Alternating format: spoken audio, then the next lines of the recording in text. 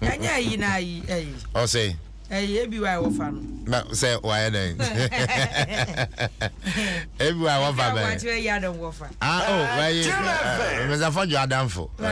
fojo body ka fojo adamfo we see ade ne fa ni so o sa o kan sa fojo mba chobra o anti mo ba jo mo friend man we pie say ya be kan de we pie say asomo say bra se be dwa no eku atena se yeah mpanimfo ne paw ye martipe ma chia me hene apaw mpanimfo so mo hwehwe Sputnik V okay enuro no on se du ba bi ne ese middleman fo bi wom ne ya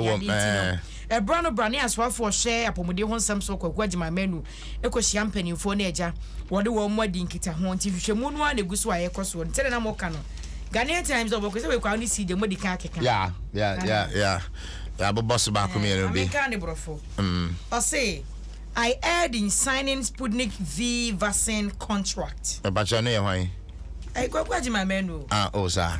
energy minister that's actually health minister also for fun in the wrong contest but you know some more kind of say tama de ne ba na no sign card so that time never be break cause wo man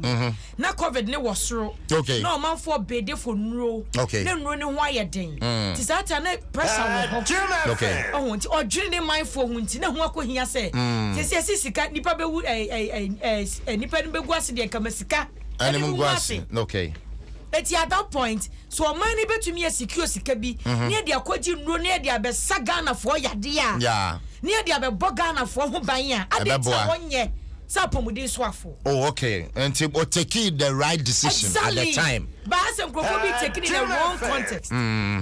so de panyin ne ka asem no that's a pressure wo ho okay na enkrofo piri nro no ne nro ne ho ayeden okay oh eti na koba say he say na middleman because new run this one to my directly eti ye kwa bi obefa so bi e wo so obenya sanro no because when nya be hadwe because some yeah that time vaccines na ho ayeden e wo say ye wo ebi awo first one ebi ngo obi kra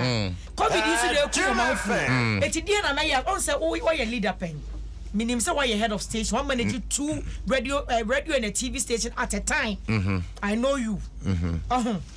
why your manager at a point you take decisions bia why you say boy decision we ko do management near froze bra ne be defend ya hwa we say that nya defense bia but for the sake of one more shawase a manage wo no you need to make some decisions okay e bi na kwakwa agima menu ye e bi ndo be say mra no wabu ni kom kakra but e be boa ya mra ne ba nipa ya nye nipa amamra okay it is hard no owe tu no me manfo owu me manfo hia nrui it is be ya masika da ho ama krama yakaya na okay ana ya ma bada ho ama wo wakaya na okay bi me na me panyina me di omanim di enseseye na metumi aye okay there's been countless time you being a head of station you to do a event na wa chedan ya ma ye workers na wa dakem ya say no dia oh and dia bi ya da kiti ya kwa wutimi chedan ma workers na wo dakem as a head of station yeah some India also take tough decisions. It's been a kwakwa menu. Oh yeah, that's a crofo a different contest. No. Okay, story ni say someone what e ba ye eno no. Okay. And I'm panyina be de kire na wo di sala. Oh yes, and there it's a man happy edo I say happy edo am I here say yensusu nchia omo say yenchi okada for na omo amajinchia na ache anti eva ko okada ba yen hu na ntwe ba kokura wa nim hada na mala tajomfo yenchia so yenchia mala mata ni market yenchia omo mamobi madina ashaiman edim say omo tie ye ba bia na masi kumasi mo zongo aboabo esi jenefo ikura omo ko agin kotoku ya yenchia omo me ko kumase besifo dwom me chia wo nyina adumane no mo ne mayanka ene ya namde no ge refinam ye refinam sa wo ka se ko mala tadwuma me ko je nam free ya ene kre kwadu mo se madam ho ye me free anam no kra anam crowd ye den me che ho na ye den ene ye re one wa hwi eti no chuma penya bi de che Dr. Alhaji Mahamud Baumia ese ayi aye queen galamse kon ɛho akɔhia wɔde ne ho agimpa okay afei nsase na ɔmanfo asɛ no wɔso ɔmo yɛ nkyerɛkyerɛ etumi kata nsase no so nnua bi sɛbi asase no betumi anya na hoɔden na agina hɔ na soafo a wɔno no wɔhyɛ kuadwuma ho nsɛm so Dr. Free Yakoto nimfo gyi da Ghanaian Times da ɔbɔkwata ne onim ɔse 10,291 birds die destroyed in 3 regions over bird flu. Bird flu. Bird flu. Atiesim emoa entakraboa no mada bodabo krokro confirm takraboa no nyina kekari nyina boma de yewe no de ye cheda yen wo mo de so kan ya 10,291 and a bird flu achi wo mo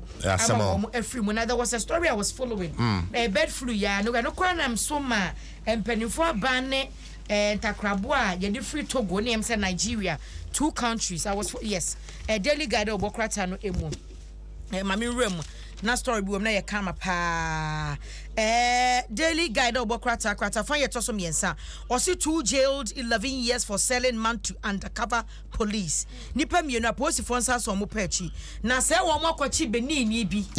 ana wo mo ton benini no mo ton no $160,000 na se nipa no mo ton na ma na undercover police officer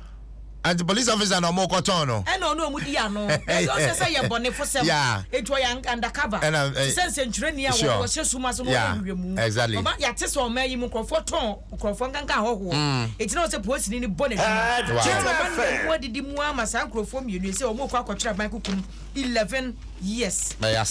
poli edumienu na story bi wa ha na ma hu amenko na dia he no yabane importation of nkoko ene ntakrabua from 2 countries. Oh, okay. Say Togo ni Nigeria, but I want to confirm because I was reading the story. Na me can kind story the hear me pa. Okay. Yes, any right. Daily Guide Obokrata center spread. Or say Ghana bans chicken imports from Nigeria and Togo. They say ya dia sono ato nkoko a ye kra free sa ban mienu so. Okay. Alata memu and a Togo mem. Ni nyana say bird flu no atiesi ho. Okay. So far 4,000 birds and I just say ombotumi aka say ku omu 6,000 and achi wo mo. Eti akame azam penifo mu so o man to sa pampim no a kwabrane nkoko no a bird flu achi na wo betutu ho. Exactly. Obetutu ho na bo package yede yempe na live chicken me see udru me kroma sofa bubuom o point no mu kuma 40 cedi kwabra ne be catch yourself 40 cedi ne boarding. I'm not disputing the fact of course and yeah sure but at least ope won kana o hwe wan kasa kra no ahode ne niam bia e wo se wo hu ne obedie te se esi Togo ne Nigeria bird flu atiesi wonti no enam free homa so ye importer wo kra nkokɔ every Togo in Nigeria, which are the baby do and penny for be confiscate and can't say brother no say me brother but if one brother for the on be confiscate on be and na mo san say omo de pan atoso it is so far way and then say ma hudu obi daily guide obokrata no ete apa ana cho ba just say ma me na wase na ebusia yemfa adumonline.com emfa sorry so oba adumonline.com as they say the Ghana Police Service and it fix the country demonstrators and conveners indeed on my clear almost say on the 4th of August on demo no on betumi akos our story no e wa adumonline.com oba wo kan ya wo benya details e wo ho as they say omoni o matenase akasa and they say there na ba ko no me no dey na no NDC youth o say I know your Pablo after fix